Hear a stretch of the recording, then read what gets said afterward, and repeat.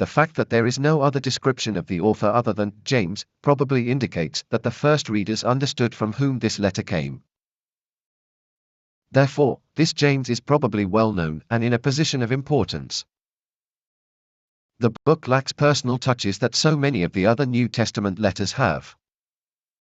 There is no mention of other believers by name.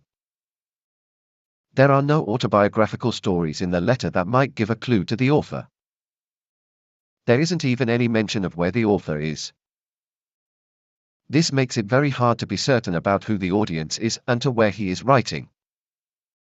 There are three well-known people who take important positions called James in the New Testament. The first is James, the son of Zebedee and brother of John. The second is James, the brother of Jesus, who takes a leading role amongst the disciples in Jerusalem, particularly in Acts 15. The third is another of the disciples called James, the son of Alphaeus, Mark 3 verse 18, who is also possibly James the younger of Mark 15 verse 40. Of these three, the first two are the more prominent in the New Testament.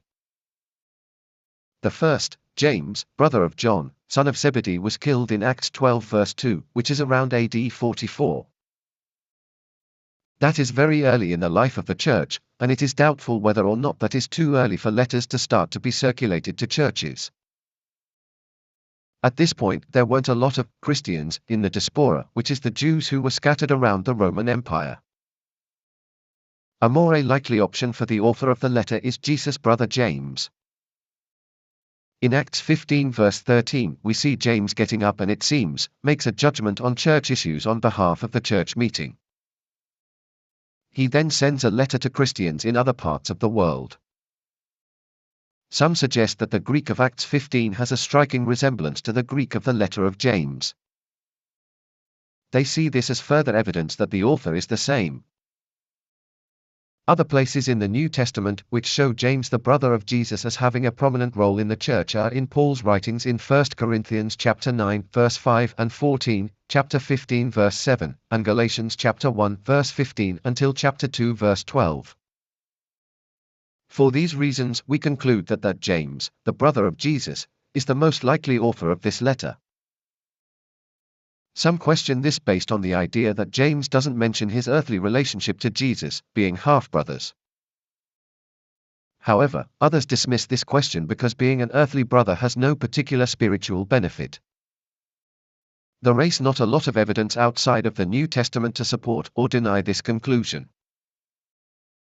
The earliest reference to this letter comes about 250 AD, which is quite late in the history of New Testament. There are a couple of other options, but there is little to suggest that these might be the author of this letter. There is James, the brother of Jude, Jude 1. However, this is likely the same James. There is also James, the father of Judas, not Iscariot, in Acts 1 verse 12, and there is also James the younger of Mark 15 verse 40. The last two, there is no other mentions of them, and therefore it is hard to see how they would be so well known in the early church. What we do know about the author from the letter is that this person was closely linked to Christianity, particularly because of the links with Matthew's Gospel, which we will look at later. The author is also very Jewish. The author's view of God is that God is one, Almighty Father, is merciful, desires humility and purity from people, and desires to give to believers. The author is also familiar with the concept of Gehenna, the perfect law, as well as the idea of Yetzerim, which are the impulses for good and evil, our good and bad desires. Notice that the author isn't against the idea of following Jewish practices, as Paul often is, with such things as circumcision and eating the right foods. Finally, the thing we can note about the author is that he is familiar with the Greek elements of the world in which they lived.